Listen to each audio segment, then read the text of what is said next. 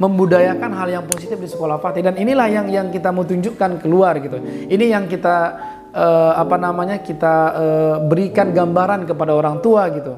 Nah, supaya orang tua juga yakin, juga percaya dan nyaman menyekolahkan anaknya di sekolah Fatih seperti itu.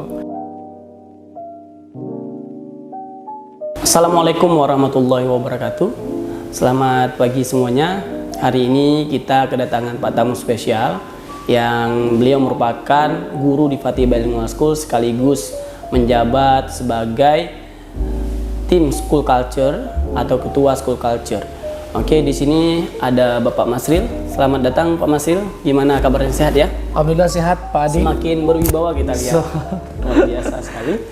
Oke Pak Masril, tujuan saya mengundang Pak Masril di sini yaitu kita akan sedikit berbincang-bincang nih.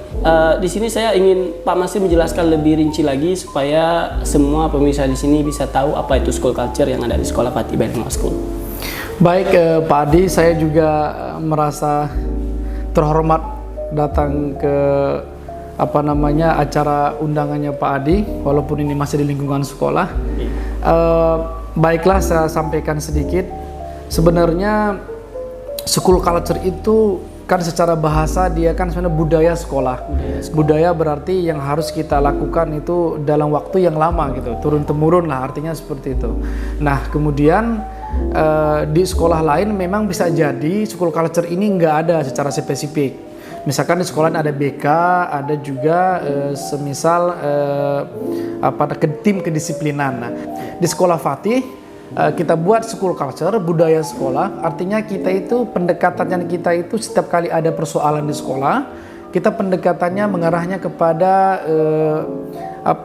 pencegahan. Nah, kalau misalkan ke tim kedisiplinan biasanya kan itu mengarah kepada ya semacam hukuman atau misalkan penindakan. Kalau misalkan anaknya terlambat ditindak dengan apa gitu. Tapi kalau kita school culture tidak seperti itu. Kita mengarahnya bagaimana pendekatan persuasif, kemudian kita berikan pencegahan agar kesalahan atau budaya-budaya yang tidak cocok dengan sekolah kita itu bisa kita minimalkan pelanggarannya gitu. Jadi kita cari solusinya bersama anak, bersama orang tua gitu. Jadi sehingga anak-anak juga nyaman melewati perubahan-perubahan yang tadi tidak bagus menjadi lebih positif. Nah, seperti itu gambaran singkat apa itu school culture sebenarnya. Baik, terima kasih Pak Masril. Sangat jelas sekali. Fungsi dari school culture itu sendiri apa Pak Masril? Bisa dijelaskan? Kalau berbicara fungsi, sebenarnya fungsi yang paling utama itu bagaimana anak-anak atau peserta didik, ya khususnya peserta didik itu bisa tercipta keamanan, kenyamanan dan ketertiban di sekolah. Ketika mereka mulai dari ke rumah sampai ke sekolah, mereka merasa nyaman gitu. Ketika mereka masuk kelas juga merasa nyaman. Nah inilah fungsi utama daripada school culture itu gitu. Nah ini kan harus berbudaya. Artinya tidak hanya Senin, tidak hanya Selasa atau sampai Jumat, tetapi ini sepanjang waktu. Setiap minggu, setiap bulan, sepanjang tahun, dan semua yang alumni kita harapkan memiliki budaya itu. Tidak hanya di sekolah, setiap kali proses belajar mengajar di kelas, tetapi di luar sekolah pun budaya ini kita mau tanamkan gitu. Budaya apa itu? Budaya baik. Budaya baik dalam artian bagaimana ya menghormati, ada spirit yang baik, religius, terus kemudian munculnya yang mengarah positif, yang ke akademik gitu. Tidak malahan sebaliknya gitu. Jadi ini dipupuk tidak hanya sebatas di sekolah, tetapi juga ketika mereka alumni, ketika mereka kuliah, dan ya harapannya sampai ke sekolah gitu. Ini budaya ini yang kita tanamkan. Jadi fungsinya mengarahnya seperti itu. Jadi kita tanamkan satu perilaku, sikap yang positif kepada anak-anak kita, tidak hanya di sekolah tetapi juga di luar sekolah gitu. Baik, terima kasih Pak Masril. Pastinya ini intinya ya, bahwa school culture ini diciptakan atau dibentuk ya, untuk hal positif ya, agar anak-anak kedepannya itu bisa mengaplikasikan di tempat lain gitu.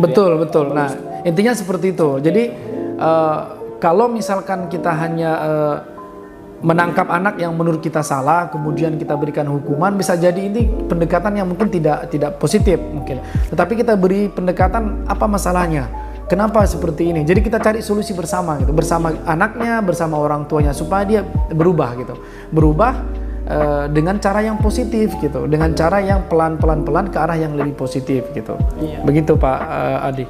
Pastinya Pak Masil di sini tidak bergerak sendiri ya. Betul, Pastinya betul. ada dukungan siapa saja Pak Masil. Mungkin dalam tim Pak Masil bisa memperkenalkan. Betul.